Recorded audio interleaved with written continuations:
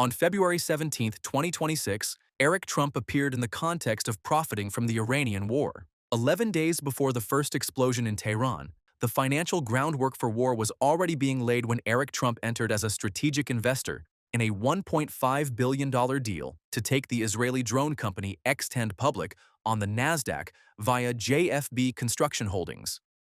Choosing JFB Construction Holdings as a merger vehicle reflects a clever strategy for rapid access to public markets.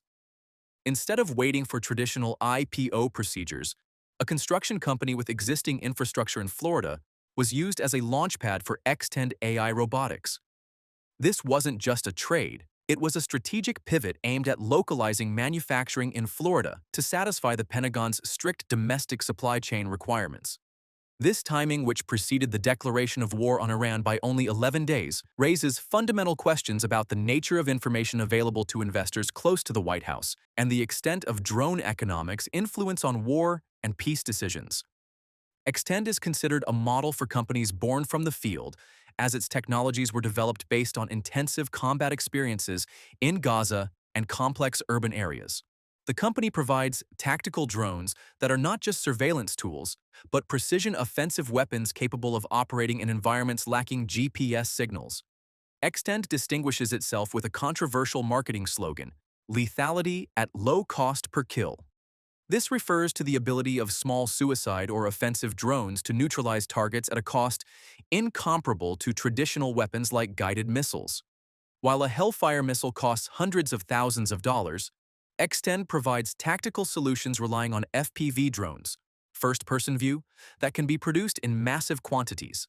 These drones prove their efficiency in Gaza through their ability to explore tunnels and blow up doors, using robotic arms carrying adhesive charges, reducing risks to infantry soldiers. This combat prowess attracted the U.S. Department of Defense, which awarded the company a multi-million-dollar contract in November 2025 to develop one-way attack OWA kits. On February 28, 2026, Operation Epic Fury was launched as a joint military campaign between the United States and Israel.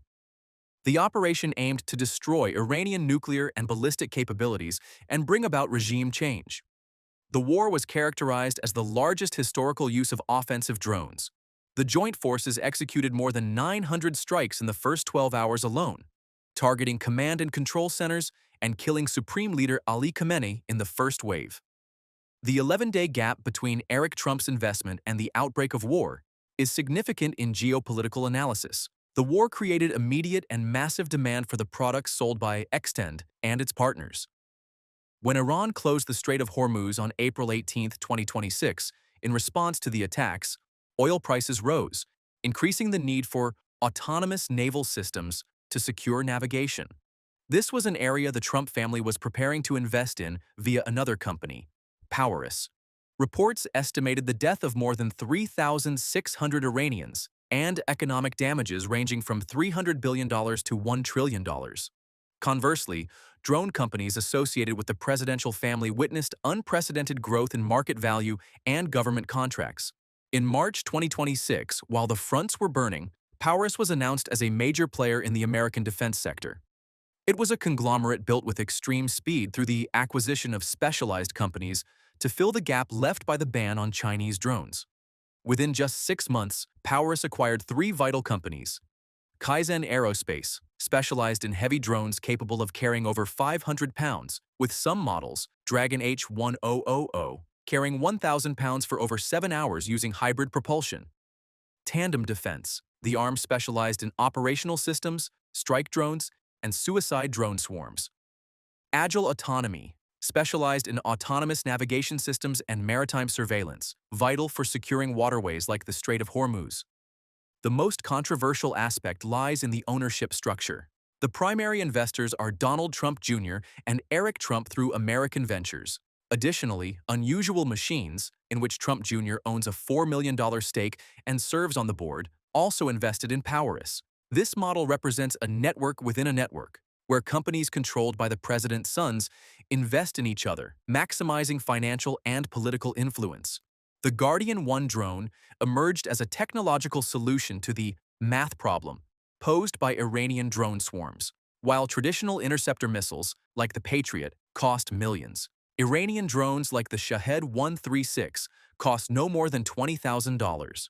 Powerus aims to provide a high-speed, low-cost interceptor drone, where Guardian 1 build of reinforced carbon fiber structure with a maximum speed of 290 to 340 kilometers per hour, capable of catching traditional Iranian drones. Powerus seeks to produce 10,000 units per month and eyes a portion of the $1.1 billion the Pentagon allocated for the Drone Dominance Initiative. The company is also marketing this technology to Gulf countries, such as the UAE, to enhance their defenses against Iranian attacks. Private investments were supplemented by massive government loans.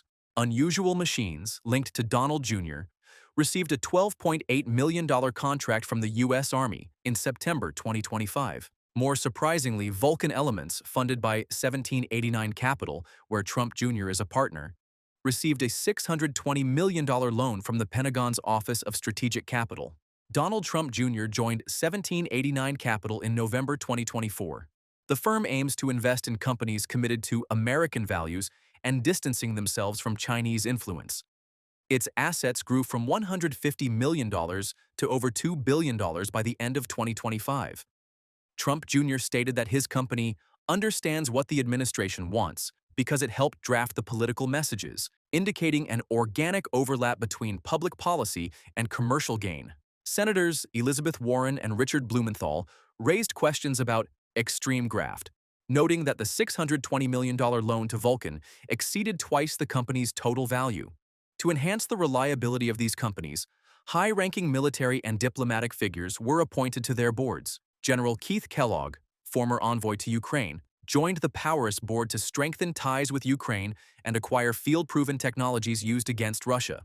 General C.Q. Brown, former chairman of the Joint Chiefs of Staff, serves as a consultant to Powerus, granting the company unparalleled access to Pentagon decision-makers. Steve Witkoff and Jared Kushner played a pivotal role in persuading President Trump of the necessity of military action against Iran, presenting reports, considered by some to be misleading, about the Iranian nuclear program on the night the attacks were launched. This revolving door ensures that these companies are tools within a comprehensive strategy to reshape the Middle East to serve both security and financial interests. The war fundamentally changed the balance of power. As the world awaited peace negotiations in February 2026, the preemptive strike upended the table. Strait of Hurmuz became a flashpoint of economic conflict, where Iranian mines and naval clashes halted shipping, leading Trump to demand NATO and China participate in protecting the waterway, threatening a NATO withdrawal if they refused. As for oil market, prices exceeded $103 per barrel, benefiting U.S. energy companies but burdening the global economy. Simultaneously, Powerus marketed heavy drones to supply besieged offshore platforms. Finally, the report reveals an investment pattern based not on coincidence, but on the precise integration of political information and commercial opportunity. The investments of Eric and Donald Jr. in Xtend, Powerus, and Unusual Machines represent a shift toward the privatization of war decisions, where military technology becomes a means of family wealth accumulation under the guise of national security. Lessons from the 2026 Iran war indicate that future wars will be managed by swarms of low-cost robots owned by companies with immense political influence. This model, mixing low cost per kill with high earnings per share, will remain the dominant feature of the military-industrial complex in the coming decade, necessitating strict legislative and ethical oversight.